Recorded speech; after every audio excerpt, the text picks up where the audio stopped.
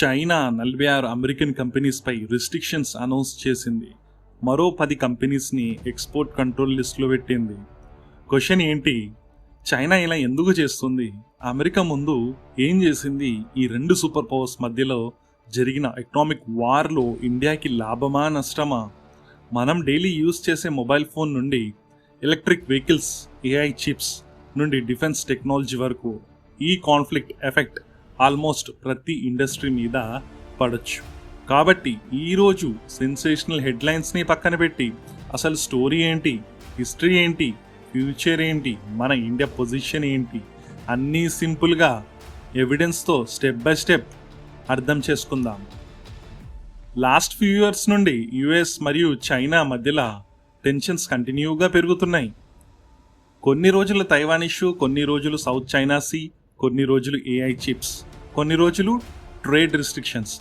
ప్రతిసారి ఒక కొత్త హెడ్లైన్. ఇప్పుడు మళ్ళీ చైనా అమెరికా 46 కంపెనీస్ని తన గవర్నమెంట్ ప్రొక్యూర్మెంట్ సిస్టమ్ నుండి రిస్ట్రిక్ట్ చేసింది అనే Chinese government department, state institutions, కొన్ని యుఎస్ ఫర్మ్స్ నుండి ప్రోడక్ట్స్ ఆర్ సర్వీసెస్ కొనడం లిమిట్ చేయొచ్చు.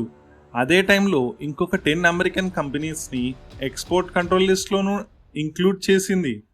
దీని అర్థం ఏంటంటే చైనా నుండి కొన్ని సెన్సిటివ్ ఐటమ్స్, టెక్నాలజీస్, మెటీరియల్స్ పొందడం వాళ్ళకి కష్టం అవ్వచ్చు, కానీ ఇది సడన్ డిసిషన్ కాదు.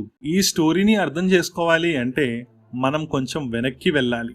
చాప్టర్ 1 2018 ఇది ఇక్కడ స్టార్ట్ అయింది. అమెరికా అప్పటి నుంచి చైనా మీద సీరియస్ ఎకనామిక్ ప్రెషర్ క్రియేట్ చేయడం స్టార్ట్ చేసింది. రీజన్ ఏంటి? America accusation China unfair trade practices చేస్తుంది, ఇంటెలెక్చువల్ ప్రాపర్టీ థెఫ్ట్ జరుగుతుంది, గవర్నమెంట్ సబ్సిడీస్ వల్ల చైనీస్ కంపెనీస్ అన్ఫేర్ అడ్వాంటేజ్ పొందుతున్నాయి, మ్యానుఫ్యాక్చరింగ్ మొత్తం చైనాకి షిఫ్ట్ అయిపోతుంది అమెరికా చెప్తుంది. ఇది కంటిన్యూ అయితే మన ఇండస్ట్రీస్ వీక్ అయిపోతాయి. అప్పుడు టారిఫ్ స్టార్ట్ అయ్యాయి. టారిఫ్ అంటే ఏంటి? సింపుల్ ఎగ్జాంపుల్ చెప్తాను. మీరు ఫారెన్ నుండి ఒక ప్రోడక్ట్ ఇంపోర్ట్ చేసుకుంటున్నారు అనుకోండి. గవర్నమెంట్ దాని మీద ఎక్స్ట్రా ట్యాక్స్ వేస్తే ఆ ఇంపోజ్డ్ ప్రోడక్ట్ కాస్ట్ పెరిగిపోతుంది. సో దానివల్ల డొమెస్టిక్ కంపెనీస్ ప్రొటెక్ట్ చేయడం, అమెరికా చిన్న ప్రోడక్ట్స్ మీద టారిఫ్ పెంచింది. డొమెస్టిక్ ప్రోడక్ట్స్ని ప్రొటెక్ట్ చేయడం, అమెరికా చైనా ప్రోడక్ట్స్ మీద టారిఫ్స్ పెంచింది. చైనా సైలెంట్గా ఉండలేదు. చైనా కూడా అమెరికన్ ప్రోడక్ట్స్ మీద టారిఫ్స్ ఇంపోజ్ చేసింది. అలా స్టార్ట్ అయింది ట్రేడ్ వార్. కానీ టైం గడిచి కొద్ది ఫైట్ ఇంకా డేంజరస్ స్టేజ్కి వెళ్ళింది. ఎందుకంటే ఇప్పుడు ఇష్యూ కేవలం క్లాత్స్, స్టీల్, టాయ్స్ గురించి కాదు. టెక్నాలజీ గురించి, ఆర్టిఫిషియల్ ఇంటెలిజెన్స్ గురించి, సెమీకండక్టర్ చిప్స్ గురించి, మిలిటరీ టెక్నాలజీ గురించి. అంటే ఫ్యూచర్ ఎకానమీని కంట్రోల్ చేయేది ఎవరు అనే కాంపిటీషన్. ఇది ట్రేడ్ వార్ ఎలా టెక్నాలజీ వార్గా మారింది? అమెరికా ఎందుకు చైనీస్ కంపెనీస్ని బ్లాక్ లిస్ట్ చేస్తుంది? చైనా ఇప్పుడు కౌంటర్ అటాక్ ఎందుకు స్టార్ట్ చేసింది? మరి ఈ వీడియోలో మనము ఇండియాకి గోల్డెన్ ఆపర్చునిటీ ఎలా వస్తుంది? ఇవన్నీ కంపేర్ చేస్తూ మనమైతే ఈ వీడియోలో మాట్లాడుకుందాం. మీరు మాత్రం ఈ వీడియోని ఎండు వరకు చూసే ప్రయత్నం చేయండి. చైనా డిసిషన్ గురించి అందరూ మాట్లాడుకుంటున్నారు, కానీ ఒక important question: China first attack చేసిందా లేక అమెరికా ఫస్ట్ మూవ్ చేసిందా? ఆన్సర్: ఈ స్టోరీలో రెండు కంట్రీస్ ఒకరి మీద ఒకరు ఇయర్స్ నుండి ప్రెషర్ క్రియేట్ చేస్తున్నాయి. అమెరికా చెప్పేది ఏంటి అంటే కొన్ని చైనీస్ కంపెనీస్ మిలిటరీస్తో direct or indirect connection maintain చేస్తున్నాయి. అడ్వాన్స్డ్ టెక్నాలజీ ఫ్యూచర్లో నేషనల్ సెక్యూరిటీకి థ్రెట్ అవ్వచ్చు. అందుకే అమెరికా కొన్ని చైనీస్ కంపెనీస్పై రిస్ట్రిక్షన్స్ స్టార్ట్ చేసింది. ఏఐ చిప్స్ ఎక్స్పోర్ట్స్ మీద control, advanced semiconductor equipment restrictions, కొన్ని చైనీస్ ఫార్మ్స్ని బ్లాక్ లిస్ట్లో ఇంక్లూడ్ చేయడం. ఇవన్నీ ఒక పెద్ద స్ట్రాటజీలో పార్ట్. సింపుల్గా చెప్పాలి అంటే అమెరికా మెసేజ్ ఒకటే: world most advanced technology easily చైనాకి వెళ్ళకూడదు. ఎందుకంటే ఈరోజు పవర్ అంటే కేవలము ఆర్మీ స్ట్రెంత్ కాదు.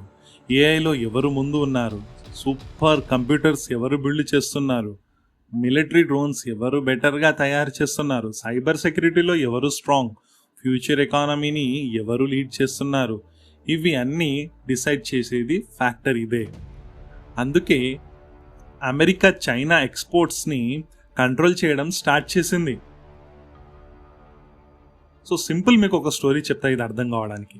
ఒక సింపుల్ ఎగ్జాంపుల్ తీసుకుందాం. మీరు ఒక క్రికెట్ మ్యాచ్ ఆడుతున్నారు అనుకోండి, మీరు ఆపోనెంట్ దగ్గర వరల్డ్ బెస్ట్ బ్యాట్ ఉంది. మీరేం చేస్తారు, ఆ బ్యాట్ వాళ్ళకి దొరకకుండా ట్రై చేస్తారు. ఎగ్జాక్ట్లీ అలానే advanced AI chips, semiconductors, machines, sensitive technology America control చేయాలి అని ట్రై చేస్తుంది. ఇది కేవలం బిజినెస్ కాంపిటీషన్ కాదు, నేషనల్ సెక్యూరిటీ కాంపిటీషన్. చైనాకి ఇది నచ్చలేదు. Chapter 2, China counter attack. China perspective ఏంటి? చైనా చెప్తుంది అమెరికా ఫ్రీ ట్రేడ్ గురించి మాట్లాడుతుంది, కానీ ప్రాక్టికల్గా చైనీస్ కంపెనీస్ని టార్గెట్ చేస్తుంది, టెక్నాలజీని వెపన్ లాగా యూస్ చేస్తుంది. కాబట్టి చైనా కూడా ఆన్సర్ ఇవ్వాలి అని డిసైడ్ చేసింది.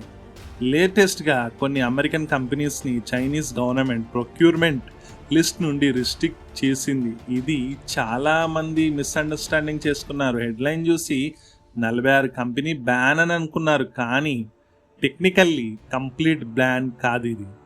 గవర్నమెంట్ ప్రొక్యూర్మెంట్ రిస్ట్రిక్షన్ అంటే Chinese government departments, state agencies కొన్ని అమెరికన్ కంపెనీస్ నుండి ప్రోడక్ట్స్ ఆర్ సర్వీసెస్ పర్చేస్ చేయడం లిమిట్ అవ్వచ్చు.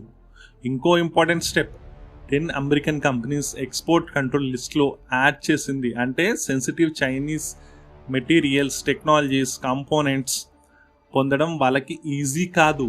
ఇది ఒక సిగ్నల్.